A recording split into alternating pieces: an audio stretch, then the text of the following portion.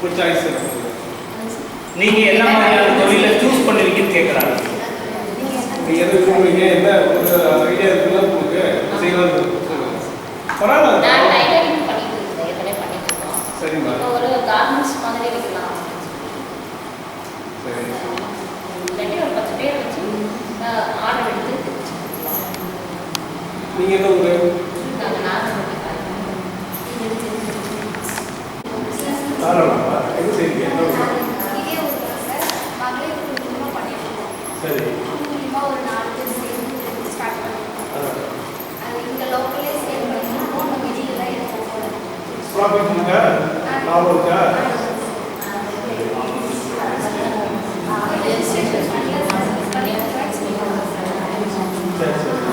அது ஒரு இதை வச்சு நம்ம வந்து இன்கம் எதுவும் பண்ண முடியாது. அடுத்த சோர்ஸ்னால் நம்ம அதே ஆரி வந்து நிறைய என்னென்னலாம் பண்ண முடியுமோ அதுக்கேற்ற மாதிரி நமக்கு வருமானம் வந்து நம்ம ஈட்ட முடியும். அதுக்கு சார் வந்து ஒரு பேக்கேஜாக இருக்கணும். ஒரு இதை வச்சு நம்ம வருமானம் ஈட்ட முடியாது. ஆரி ஒர்க்னா கூட நம்ம இது கோன் போடுவோம் சார், அந்த மாதிரிலாம் போகலாம். அது ஒரு வருமானம் வரும். நிறைய ஒரே இதாக பேக்கிங் பியூட்டிஷன் இருந்தால் அது ஓகே. எல்லாம் ஒரே இதாக தான் நிறைய வருமானம் வர கிடைக்கும்னு சொல்லிட்டு சார் சொன்னார் சார். அதுக்காக நாங்கள் வந்திருக்கோம். இது சொன்னதுனால நான் அதுக்கேற்ற மாதிரி நான் ஆரம்பிக்கலாம்னு இருக்கேன் சார். என்னென்ன ஸ்கீம்ஸ் பற்றி சார்கிட்ட சொல்லுங்கள். லோன்லாம் சொல்லியிருக்கோம்ல. அப்படி இருக்கும்போது மனித வளத்தை வந்து நம்ம அதிகப்படுத்தணும். அவங்கள வந்து நல்வழி காட்டி அவங்களுடைய வாழ்வியல் ஆதாரத்தை மேம்படுத்தி தான் இந்த மாதிரி இந்த தொழில்முறை பயிற்சி காரணம் அது தான்.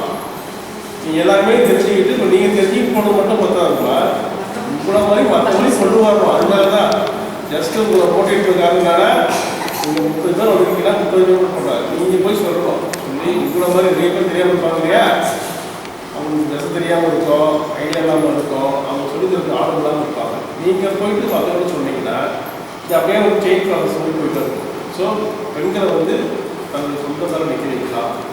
அவங்களும் வந்து இந்த குறிப்பாக இந்த அடித்தட்டு இந்த லைவ்லிஹுட் வாழ்வாதாரத்தை மேம்படுத்திக்கிட்டு யாரும் வந்து கஷ்டப்படுறான்னு சொல்லக்கூடாது. குறைந்தபட்சம் அவங்க கல்வி தேவை அவங்க என்ன கருதிருக்கா அதுக்கேற்ற மாதிரி ஒரு வாழ்வியல் முறை அவங்களுக்கு ஒரு தொழில் கொடுக்காங்க தான் அந்த நோக்கமே. அதனால தான் ஃபஸ்ட்டு வந்து முதல்ல வந்து நம்ம யூனியனில் உங்களை சூஸ் பண்ணி ட்ரைனிங் கொடுக்குறாங்க. நீங்கள் ஸோ இது எல்லாமே தெரிஞ்சுக்கிட்டு என்ன பண்ணணும். நீங்கள் உங்களுக்கு உங்கள் ஊரில் எல்லாரும் ஊரில் தான் இருக்கீங்க.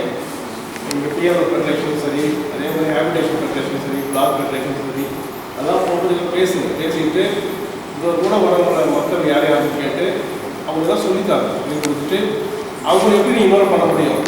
அதோட பேர்லாம் எப்படி இருக்கு? ஸ்டைலா மாடனா உடனே புரிஞ்சுற மாதிரி இருக்கா? நம்ம பெருசா வைப்போம். அவன் 5 எழுத்து to 6 எழுத்துலேயே கொடுத்துருவான். ஆமாவா? இப்போ அது புதுசா இருக்கு. பிராண்ட்லாம் எப்படி இருக்கு? பிக் பாஸ், ஜூடியோ போயிருக்கீங்களா? பார்த்துருக்கீங்களா? எப்படி இருக்கு பேரு? ஒரு மாதிரி மாடனா இருக்கா? பேரை கேட்டாலே அந்த கடையில் இருக்க துணிகள்லாம் எப்படி இருக்கும்னு தோணுது உங்களுக்கு? ஒரு மாதிரி லக்ஸரியா இருக்கும்னு தோணுதா? ஜூடியோ, பிக் பாஸ் எப்படி இருக்கு? நல்லா பார்க்கறதுக்கே நல்லா இருக்குல்ல? பிராண்ட் கேட்டாலே லக்ஸரியா இருக்கும்னு தோணுதா? ஸோ நம்ம சொல்ல வர பேர்ல நம்மளோட பிராண்ட் பேர்லயே நம்மளோட பொருளோட தரம் என்ன பொருள்ன்றதை சொல்லிக்கணும் நாம. ஆமாவா? சரி, ஓகே. பிராண்டோட பேர் எப்படி இருக்கணும்னா ஃபர்ஸ்ட் மாடர்னா இருக்கணும், ஸ்டைலிஷா இருக்கணும். நெக்ஸ்ட் இன்னொரு விஷயம் முக்கியமானது, தனித்துவமா இருக்கணும். ஒருத்தர் வச்ச பேர் இன்னொருத்தர் வைக்கலாமா? வச்சா என்ன ஆகும்? ரெண்டு கடையில் வரும், மாற்றி மாற்றி கன்ஃபியூஷன் நடக்கும். இதுவே பெரிய பிராண்டோட பேரை எடுத்து வச்சிட்டோம்னா லீகல் ஆக்ஷன் எடுக்கலாம். அவங்க பேரை யூஸ் பண்ணதுனால அவங்க எவ்வளோ லாஸ் ஆச்சோ அந்த லாஸ் ஆன அமௌண்ட்டுக்கு நமக்கு வட்டியோட சேர்த்து நம்மகிட்ட வாங்குவாங்க. ஸோ ஒருத்தர் வச்ச பேரை இன்னொருத்தருக்கு வைக்கிறதுனால ஃபர்ஸ்ட் நமக்கு நடக்கிற சேல்ஸில் நமக்கு பிரச்சனை வரும்.